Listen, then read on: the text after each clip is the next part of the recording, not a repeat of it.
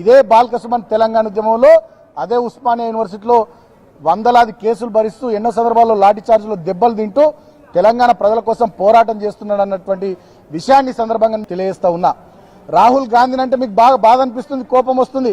Yes, మళ్ళీ చెప్తా ఉన్నా నేను, రాహుల్ గాంధీ ఉస్మానియా యూనివర్సిటీకి వచ్చే ముందు బేషరతుగా ఇషాన్ రెడ్డి కుటుంబానికి, వేణుగోపాల్ రెడ్డి కుటుంబానికి క్షమాపణ చెప్పిన తర్వాతనే ఓయూలో వచ్చే విషయాన్ని ఆలోచన చేయాలి. లేకపోతే విద్యార్థి సంఘాలు కానీ అక్కడ విద్యార్థులు కానీ ఊరుకోరు.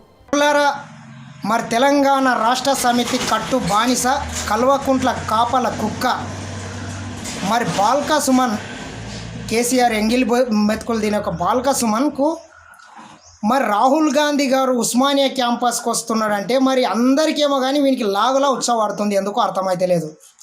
గత వారం రోజుల నుంచి రోజు అని ప్రెస్ మీట్లు పెడుతున్నాడు. మరి వీనికి అయినా నొప్పి ఏందో నాకు అర్థమైతే లేదు.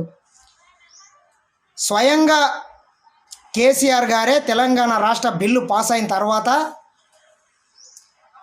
కేసీఆర్ తన కుటుంబ సభ్యులతోని సోనియా గాంధీ అపాయింట్మెంట్ తీసుకొని 4 గంటల లైన్లో నిలబడి సోనియా గాంధీ ఇంటికి వెళ్ళి కలిసి ఫోటోలు దిగి మీ దయతోనే తెలంగాణ రాష్ట్రం వచ్చిందని తొలి తెలంగాణ రాష్ట్రం ఏర్పడ్డాక అసెంబ్లీలోనే చెప్పిండు.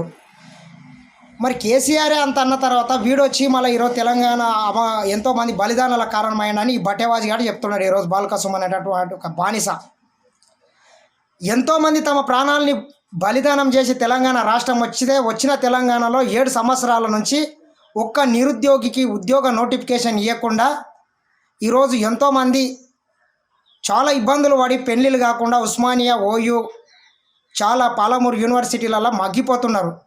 ఈ తెలంగాణ నాయకులకు ఒక్కనికి ఈట ఉస్మానియా క్యాంపస్లో అడుగుపెట్టే దమ్ము లేదు. రాహుల్ గాంధీని ఈట అడ్డుకునే ధైర్యము, దమ్ము కానీ కేసీఆర్కి కానీ, హరీష్ రావుకు కానీ, కేటీఆర్కు లేదు. అందుకే ఈ బానిస కుక్కని ఎగబెట్టినరు.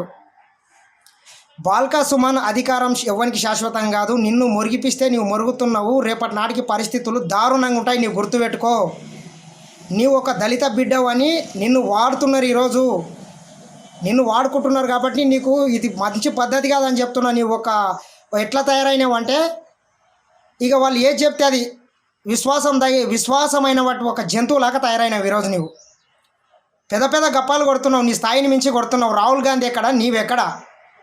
తెలంగాణ రాష్ట్రం రాకన్నా ముందు చిప్పకుడు అడక తినే పరిస్థితిలో ఉన్న నీవు ఈరోజు 100,000 కోట్ల ఆస్తులు ఎట్లా సంపాదించినావు అది చెప్పు ముందు. నీకు సిగ్గుశరం ఉంటే నీ చెన్నూరు కాన్స్టిట్యున్సీని నీవు ఎంత అభివృద్ధి చేసినావో చెప్పు.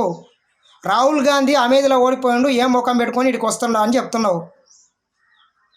మరి ఇదే మీ కల్వకుంట్ల కవితమ్మ, బతుకమ్మ నిజామాబాద్ ప్రజలు చిత్తు ఓడించారు ఒక సామాన్యమైన వ్యక్తి చేతుల. మరి ఏం ముఖం పెట్టుకొని మరి మీరు ఎమ్మెల్సీ ఏం చేసినారు? ఒక్కొక్క ఎన్నిక ఒక రకంగా జరుగుతుంటుంది.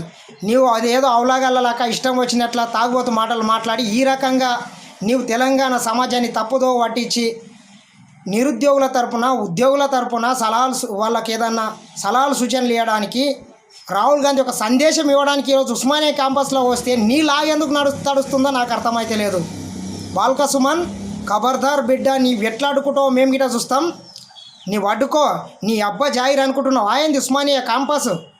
బాల్క సుమన్ కేసీఆర్, కేటీఆర్ ఫామ్ హౌస్ అనుకుంటున్నావా? అడ్డుకో బిడ్డ, ఎట్లా అడ్డుకుంటావో చూస్తాం. నీవు రా, నీకు దమ్ము ధైర్యం ఉంటే ఉస్మానియా క్యాంపస్లో నిన్ను, నీ నాయకులని ఉస్మానియా యూనివర్సిటీ విద్యార్థులు చెప్పులతో కొట్టడానికి రెడీ ఉన్నారు. బాల్క సుమన్ ఒళ్ళు దగ్గర పెట్టుకో బిడ్డ, ఖబర్దార్.